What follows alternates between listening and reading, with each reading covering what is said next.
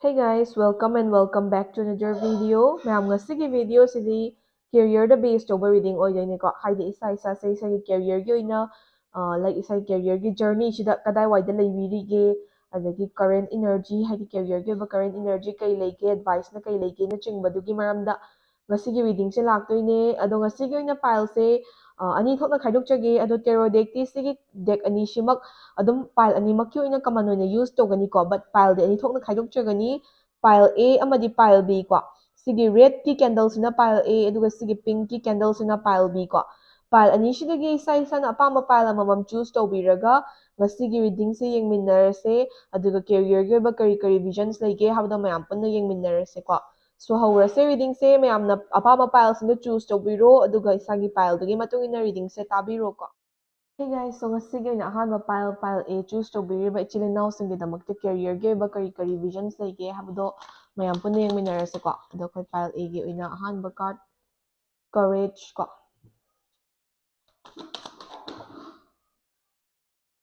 completion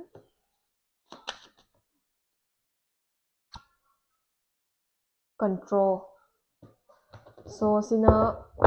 more of a energy card adom da chatli ko ado kay hajik main card tagi file A gi oina career gi ba kari advice lege career gi ba kari vision lege habdo main card sidagi sumu yengase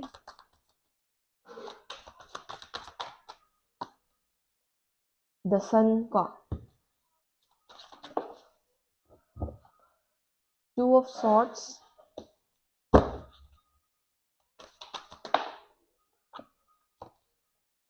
knight of wands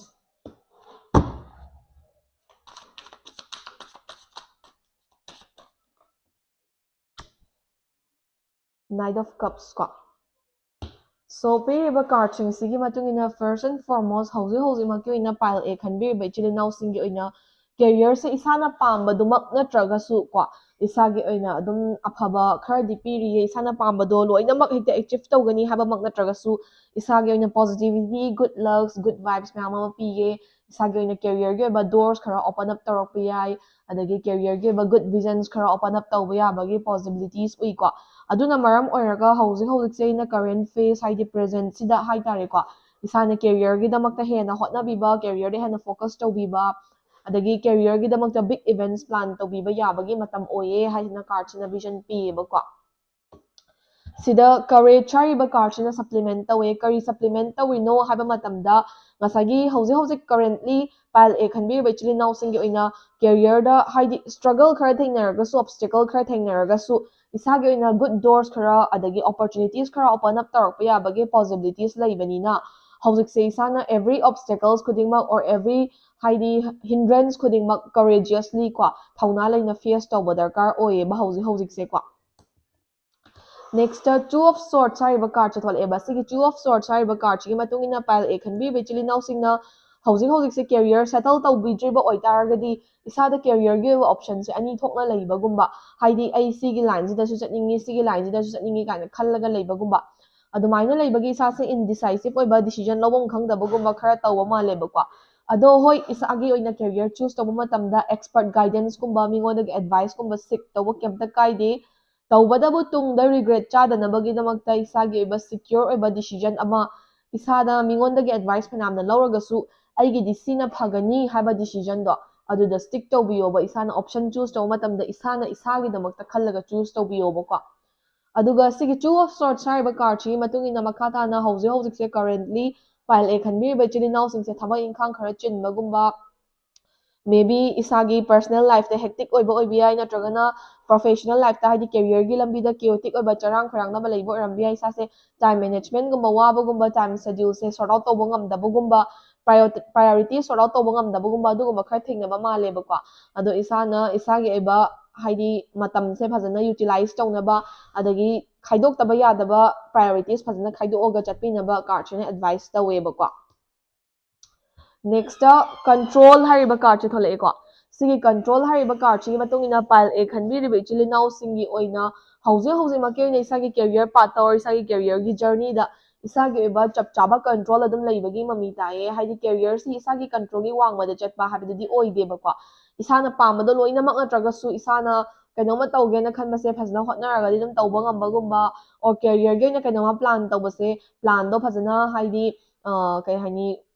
execute ꯇꯧꯔꯒꯗꯤ ꯑꯗꯨꯝ ꯏꯁꯥꯅ ꯑꯄꯥꯝꯕꯗꯣ ꯂꯣꯏꯅꯃꯛ ꯅꯠꯇ꯭ꯔꯒꯁꯨ ꯑꯌꯥꯝꯕ ꯁꯔꯨꯛꯇꯤ ꯐꯪꯕ ꯌꯥꯕꯒꯤ ꯑꯗꯨꯒꯨꯝꯕ ꯁ꯭ꯇꯦꯖ ꯑꯃꯗ ꯂꯩꯔꯤ ꯉꯁꯥꯏꯒꯤ ꯂꯛꯀꯤ ꯐꯦꯁ ꯑꯣꯔ ꯄꯣꯖꯤꯇꯤভ ꯐꯦꯁꯁꯨ ꯑꯣꯏꯔꯤꯕꯅꯤꯅ ꯍꯧꯖꯤꯛꯁꯦ ꯀꯦꯔꯤꯌꯔꯁꯦ ꯏꯁꯥꯒꯤ ꯀꯟꯇ꯭ꯔꯣꯜꯗ ꯂꯩꯔꯤꯕ ꯑꯗꯨꯅ ꯏꯁꯥꯒꯤ ꯀꯟꯇ꯭ꯔꯣꯜꯗ ꯂꯩꯔꯤꯉꯩ ꯃꯔꯛꯁꯤꯗ ꯏꯁꯥꯅ ꯐꯖꯅ ꯍꯥꯏꯗꯤ ꯂꯥꯏꯛ ꯏꯁꯥꯒꯤ ꯑꯣꯏꯕ ꯍꯩꯖ ꯁꯤꯡꯖꯕ ꯃꯌꯥꯝ ꯌꯨꯇꯤꯂꯥꯏꯁ ꯇꯧꯔꯒ ꯏꯁꯥꯅ ꯑꯄꯥꯝꯕ ꯃꯥꯏꯀꯩꯗ ꯄꯨꯍꯧꯅꯕ ꯍꯣꯠꯅꯕꯤꯌꯣꯅ ꯍꯥꯏꯌꯦꯕꯀꯣ ꯅꯦꯛꯁꯇ ꯅꯥꯏꯠ ꯑꯣꯐ ꯋꯥꯟꯁ ꯍꯥꯏꯔꯤꯕ ꯀꯥꯔꯠꯁꯦ ꯊꯣꯛꯂꯛꯏꯀꯣ ꯁꯤꯒꯤ ꯅꯥꯏꯠ ꯑꯣꯐ ꯋꯥꯟꯁ ꯍꯥꯏꯔꯤꯕ ꯀꯥꯔꯠꯁꯤꯒꯤ ꯃꯇꯨꯡ ꯏꯟꯅ ꯄꯥꯏꯜ ꯑꯦ ꯈꯟꯕꯤꯔꯤꯕ ꯏꯆꯤꯜ ꯏꯅꯥꯎꯁꯤꯡꯒꯤ ꯑꯣꯏꯅ ꯀꯦꯔꯤꯌꯔꯒꯤ ꯑꯣꯏꯕ ꯑꯦꯗꯚꯥꯏꯁ ꯈꯔ ꯄꯤꯌꯦ ꯀꯦꯔꯤꯌꯔꯒꯤ ꯑꯣꯏꯕ ꯑꯦꯗꯚꯥꯏꯁꯁꯦ ꯀꯩ ꯄꯤꯒꯦ ꯍꯥꯏꯕ ꯃꯇꯝꯗ ꯍꯧꯖꯤꯛꯃꯛꯀꯤ ꯑꯣꯏꯅ ꯀꯦꯔꯤꯌꯔꯁꯤꯗ ꯌꯥꯝ ꯑꯦꯗꯚꯥꯟꯁ ꯑꯣꯏꯍꯧꯕ ꯌꯥꯕꯒꯤ ꯒ꯭ꯔꯣ ꯇꯧꯍꯧꯕ ꯌꯥꯕꯒꯤ ꯑꯣꯔ ꯀꯦꯔꯤꯌꯔꯒꯤ ꯂꯝꯕꯤ ꯑꯃ ꯐꯖꯅ ꯃꯄꯨꯡ ꯐꯥꯅ ꯆꯪꯁꯤꯜꯍꯧꯕ ꯌꯥꯕꯒꯤ ꯏꯁꯥꯒꯤ ꯑꯣꯏꯅ ꯔꯥꯏꯠ ꯇꯥꯏꯝ ꯑꯣꯏꯌꯦꯕꯀꯣ ꯑꯗꯨꯅ ꯏꯁꯥꯅ ꯐꯖꯅ ꯏꯁꯥꯅ ꯄꯥꯝꯃꯤꯕ ꯀꯦꯔꯤꯌꯔꯒꯤ ꯐꯤꯜ ꯑꯃ ꯆꯨꯁ ꯇꯧꯔꯒ ꯑꯣꯔ ꯍꯥꯟꯅꯗꯒꯤ ꯆꯨꯁ ꯇꯧꯔꯕ ꯑꯣꯏꯔꯒꯗꯤ ꯐꯖꯅ ꯗꯦꯗꯤꯀꯦꯇꯦꯠ ꯑꯣꯏꯅ ꯐꯣꯀꯁ ꯑꯣꯏꯅ ꯆꯪꯁꯤꯟꯅꯕ ꯍꯣꯠꯅꯕꯤꯌꯣ ꯊꯕꯛ ꯈꯨꯗꯤꯡꯃꯛ ꯄ꯭ꯔꯤ ꯄ꯭ꯂꯥꯟ ꯇꯧꯔꯒ ꯆꯪꯁꯤꯟꯕꯤꯌꯣ ꯉꯥꯏꯍꯥꯛꯀꯤ impatient ꯑꯣꯏꯕ ꯗꯤꯁꯤꯖꯟꯅ ꯏꯁꯥꯒꯤ ꯑꯣꯏꯕ ꯀꯦꯔꯤꯌꯔ ꯔꯨꯏꯟ ꯇꯧꯍꯟꯕꯤꯒꯅꯣ ꯕꯤ ꯄꯦꯁꯟ ꯀꯣ ꯑꯗꯨꯒ ꯄ꯭ꯂꯥꯟ ꯇꯧꯔꯒ ꯍꯥꯏꯗꯤ ꯀꯩ ꯍꯥꯏꯅꯤ impatient ꯑꯣꯏꯗꯕꯤꯗ ꯔꯁ ꯇꯧꯗꯕꯤꯗ ꯏꯁꯥꯒꯤ ꯊꯕꯛ ꯈꯨꯗꯤꯡꯃꯛ ꯃꯇꯥꯡ ꯃꯇꯝ ꯆꯥꯅ ꯑꯦꯛꯖꯤꯀ꯭ꯌꯨꯠ ꯇꯧꯔꯒ ꯏꯁꯥꯒꯤ ꯀꯦꯔꯤꯌꯔꯁꯦ ꯐꯖꯅ ꯖꯒꯥ ꯆꯥꯅ ꯁꯦꯞ ꯇꯧꯍꯧꯅꯕ ꯍꯣꯠꯅꯕꯤꯌꯣꯅ ꯍꯥꯏꯌꯦꯕꯀꯣ ꯅꯦꯛꯁꯇ ꯅꯥꯏꯠ ꯑꯣꯐ ꯀꯞꯁ ꯍꯥꯏꯔꯤꯕ ꯀꯥꯔꯠꯁꯦ ꯊꯣꯛꯂꯛꯑꯦꯀꯣ ꯁꯤꯒꯤ ꯅꯥꯏꯠ ꯑꯣꯐ ꯀꯞꯁ ꯍꯥꯏꯔꯤꯕ ꯀꯥꯔꯠꯁꯤꯒꯤ ꯃꯇꯨꯡ ꯏꯟꯅ ꯄꯥꯏꯜ ꯑꯦ ꯈꯟꯕꯤꯔꯤꯕ ꯏꯆꯤꯜ ꯏꯅꯥꯎꯁꯤꯡꯅ ꯏꯁꯥꯒꯤ ꯑꯣꯏꯕ ꯏꯃꯣꯁꯅꯦꯜ ꯏꯝꯕꯦꯂꯦꯟꯁꯅ ꯃꯔꯝ ꯑꯣꯏꯔꯒ ꯏꯁꯥꯒꯤ ꯀꯦꯔꯤꯌꯔꯗ ꯈꯤꯇꯪ ꯏꯐꯦꯛꯀꯨꯝꯕ ꯂꯥꯛꯄ ꯌꯥꯕꯒꯤ ꯄꯣꯁꯤꯕꯤꯂꯤꯇꯤ ꯂꯩꯌꯦꯕ ꯍꯥꯏꯗꯤ ꯉꯥꯏꯍꯥꯛꯀꯤ ꯃꯨꯗ ꯁ꯭ꯋꯤꯡꯁꯅ ꯃꯔꯝ ꯑꯣꯏꯔꯒ ꯏꯁꯥꯒꯤ ꯀꯦꯔꯤꯌꯔꯗ ꯐ꯭ꯂꯛꯆꯨꯌꯦꯁꯟꯁ ꯂꯥꯛꯄꯒꯨꯝꯕ ꯑꯣꯔ ꯏꯃꯣꯁꯅꯦꯜꯂꯤ ꯅꯨꯡꯉꯥꯏꯇꯕ ꯈꯔꯅ ꯏꯁꯥꯒꯤ ꯀꯦꯔꯤꯌꯔꯗ ꯒ꯭ꯔꯣ ꯇꯧꯒꯗꯕ ꯖꯒꯥꯗ ꯏꯝꯄꯦꯛ ꯇꯧꯕꯒꯨꯝꯕ ꯑꯣꯔ ꯏꯃꯣꯁꯅꯦꯜ ꯄ꯭ꯔꯣꯕ꯭ꯂꯦꯝ ꯈꯔꯅ ꯀꯦꯔꯤꯌꯔꯗ ꯄ꯭ꯔꯣꯕ꯭ꯂꯦꯝ ꯑꯣꯏꯍꯜꯂꯛꯄ ꯌꯥꯕꯒꯤ ꯆꯥꯟꯁꯦꯁ ꯈꯔ ꯂꯩꯌꯦꯕꯀꯣ ꯑꯗꯨꯅ ꯄꯥꯏꯜ ꯑꯦ ꯈꯟꯕꯤꯔꯤꯕ ꯏꯆꯤꯜ ꯏꯅꯥꯎꯁꯤꯡꯅ ꯄꯔꯁꯣꯅꯦꯜ ꯂꯥꯏꯐ ꯑꯦꯟ ꯏꯃꯣꯁꯟꯒ ꯀꯦꯔꯤꯌꯔꯒꯁꯦ ꯇꯣꯉꯥꯟꯅ ꯈꯥꯏꯗꯣꯛꯄꯤꯌꯨ ꯄꯨꯟꯁꯤꯜꯂꯒ ꯆꯠꯄꯤꯒꯅꯨ ꯍꯥꯏꯕ ꯑꯦꯗꯚꯥꯏꯁꯁꯦ ꯃꯦꯟ ꯑꯣꯏꯅ ꯐꯪꯉꯦꯕꯀꯣ last but not the least completion ꯍꯥꯏꯔꯤꯕ ꯀꯥꯔꯠꯁꯤꯒꯤ ꯃꯇꯨꯡ ꯏꯟꯅ ꯀꯝꯄ꯭ꯂꯤꯁꯟ ꯍꯥꯏꯔꯤꯕ ꯀꯥꯔꯠꯁꯤꯒꯤ ꯃꯇꯨꯡ ꯏꯟꯅ ꯄꯥꯏꯜ ꯑꯦ ꯈꯟꯕꯤꯔꯤꯕ ꯏꯆꯤꯜ ꯏꯅꯥꯎꯁꯤꯡꯒꯤ ꯑꯣꯏꯅ ꯀꯦꯔꯤꯌꯔꯁꯦ ꯍꯟꯗꯛꯀꯤ ꯆꯠꯂꯤꯕ ꯀꯔꯦꯟ ꯐꯦꯖꯁꯤꯗ ꯄ꯭ꯔꯦꯖꯦꯟꯁꯤꯗꯀꯣ ꯏꯁꯥꯒꯤ ꯑꯣꯏꯅ ꯀꯦꯔꯤꯌꯔꯒꯤ ꯑꯣꯏꯕ ꯖꯒꯥ ꯈꯔ ꯀꯝꯄ꯭ꯂꯤꯠ ꯇꯧꯕ ꯉꯝꯕꯒꯤ ꯑꯗꯒꯤ ꯏꯁꯥꯒꯤ ꯑꯣꯏꯅ ꯀꯦꯔꯤꯌꯔꯒꯤ ꯑꯣꯏꯕ ꯖꯒꯥ ꯈꯔ ꯁꯤꯀ꯭ꯌꯣꯔ ꯇꯧꯍꯧꯕ ꯉꯝꯕꯒꯤ ꯏꯁꯥꯒꯤ ꯅꯤꯡꯖꯕꯁꯦ ꯂꯣꯏꯅꯃꯛ ꯅꯠꯇ꯭ꯔꯒꯁꯨ ꯈꯔꯗꯤ ꯀꯝꯄ꯭ꯂꯤꯠ ꯇꯧꯕ ꯉꯝꯕꯒꯤ ꯄꯣꯁꯤꯕꯤꯂꯤꯇꯤꯁ ꯈꯔ ꯎꯏꯌꯦꯕ ꯑꯗꯨꯅ ꯏꯁꯥꯅ ꯃꯇꯝ ꯃꯥꯡꯍꯟꯗꯕꯤꯗ ꯀꯦꯔꯤꯌꯔꯗ ꯐꯖꯅ ꯐꯣꯀꯁ ꯇꯧꯔꯒ ꯀꯦꯔꯤꯌꯔꯗ ꯋꯦꯜ ꯑꯣꯔꯒꯅꯥꯏꯖ ꯑꯣꯏꯅ ꯆꯠꯍꯧꯅꯕ ꯇꯥꯟꯖꯥꯁꯦ ꯂꯧꯕ ꯍꯩꯕꯤꯌꯨ ꯍꯥꯏꯕ ꯑꯦꯗꯚꯥꯏꯁꯁꯦ ꯀꯥꯔꯠꯇꯩ ꯐꯪꯉꯦꯕꯀꯣ ꯁꯣ ꯄꯥꯏꯜ ꯑꯦꯒꯤ ꯑꯣꯏꯕ ꯀꯦꯔꯤꯌꯔ ꯔꯤꯗꯤꯡ ꯃꯇꯥꯡ ꯁ꯭ꯋꯥꯏꯗ ꯂꯣꯏꯖꯔꯤ ꯁꯤꯗꯒꯤ ꯂꯧꯕ ꯌꯥꯕ ꯑꯦꯗꯚꯥꯏꯁꯁꯤꯡ ꯂꯧꯁꯤꯟꯕꯤꯔꯒ ꯃꯊꯪꯒꯤ ꯔꯤꯗꯤꯡ ꯑꯃꯨꯛ ꯉꯥꯏꯃꯤꯟꯅꯔꯁꯦꯀꯣ ꯍꯦ ꯒꯥꯏꯁ ꯃꯊꯪꯁꯤꯅ ꯑꯩꯈꯣꯏ ꯄꯥꯏꯜ ꯕꯤ ꯀꯣ ꯄꯥꯏꯜ ꯕꯤ ꯅꯠꯇ꯭ꯔꯒꯅ ꯁꯤꯒꯤ ꯄꯤꯡ ꯀꯦꯟꯗꯜꯁꯤ ꯆꯨꯁ ꯇꯧꯕꯤꯕ ꯏꯆꯤꯜ ꯏꯅꯥꯎꯁꯤꯡꯒꯤ ꯑꯣꯏꯅ ꯀꯦꯔꯤꯌꯔꯒꯤ ꯑꯣꯏꯕ ꯀꯔꯤ ꯚꯤꯖꯟ ꯄꯤꯒꯦ ꯀꯦꯔꯤꯌꯔꯒꯤ ꯑꯣꯏꯕ ꯀꯔꯤ ꯂꯥꯏꯛ ꯑꯦꯗꯚꯥꯏꯁ ꯂꯩꯒꯦ ꯏꯅꯔꯖꯤꯒꯤ ꯑꯣꯏꯅ ꯀꯔꯤ ꯚꯤꯖꯟ ꯂꯩꯒꯦ ꯔꯤꯒꯥꯔꯗꯤꯡ ꯌꯣꯔ ꯀꯦꯔꯤꯌꯔ ꯀꯣ ꯀꯦꯔꯤꯌꯔꯒꯤ ꯑꯣꯏꯕ ꯚꯤꯖꯟ ꯈꯔ ꯂꯥꯛꯇꯣꯏꯅꯦ ꯑꯗꯣ ꯍꯧꯔꯁꯦ ꯄꯥꯏꯜ ꯕꯤꯒꯤ ꯑꯣꯏꯅ ꯔꯤꯗꯤꯡꯁꯦꯀꯣ ꯁꯣ ꯄꯥꯏꯜ ꯕꯤꯒꯤ ꯑꯣꯏꯅ ꯑꯩꯈꯣꯏ ꯀꯦꯔꯤꯌꯔꯒꯤ ꯑꯣꯏꯕ ꯀꯥꯔꯠꯁꯦ ꯗ꯭ꯔꯣ ꯇꯧꯖꯔꯒꯦꯀꯣ ꯀꯟꯗꯤꯁꯅꯤꯡ ꯍꯥꯏꯔꯤꯕ ꯀꯥꯔꯠꯁꯦ ꯍꯥꯟꯅ ꯊꯣꯛꯂꯛꯑꯦꯀꯣ ꯑꯗꯨꯝ ꯍꯣꯏ ꯁꯐꯜ ꯇꯧꯕꯗ ꯆꯣꯡꯊꯣꯛꯄ ꯀꯥꯔꯠꯇꯨꯅ ꯌꯦꯡꯕ ꯅꯨꯡꯉꯥꯏꯇꯦ ꯍꯥꯏꯕꯤꯔꯛꯄ ꯏꯆꯤꯜ ꯏꯅꯥꯎꯁꯨ ꯑꯗꯨꯝ ꯌꯥꯎꯕꯤꯌꯦ ꯑꯗꯣ ꯂꯥꯏꯛ ꯁꯨꯃꯥꯏꯅ ꯁꯐꯜ ꯇꯧꯕꯗ ꯊꯣꯛꯂꯛꯄ ꯀꯥꯔꯠꯁꯤꯅ ꯍꯦꯟꯅ ꯔꯦꯟꯗꯝ ꯑꯣꯏꯕ ꯍꯦꯟꯅ ꯌꯨꯅꯤꯚꯔꯁꯅ ꯄꯤꯕꯒꯤ ꯃꯑꯣꯡꯗ ꯑꯩꯉꯣꯟꯗ ꯏꯅꯔꯖꯤ ꯑꯃ ꯐꯪꯖꯩꯌꯦꯕꯀꯣ ꯑꯗꯨꯗꯨꯒꯤꯅꯦ ꯑꯩꯅ ꯁꯤ ꯑꯣꯏꯅ ꯑꯗꯨꯝ ꯆꯨꯁ ꯇꯧꯖꯔꯤꯁꯦꯀꯣ breakthrough integration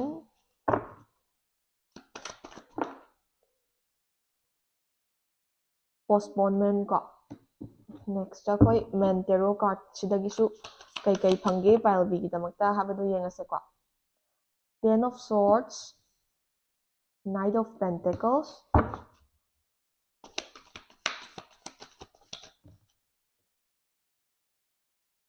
nine of wands ten of cups ꯀꯣ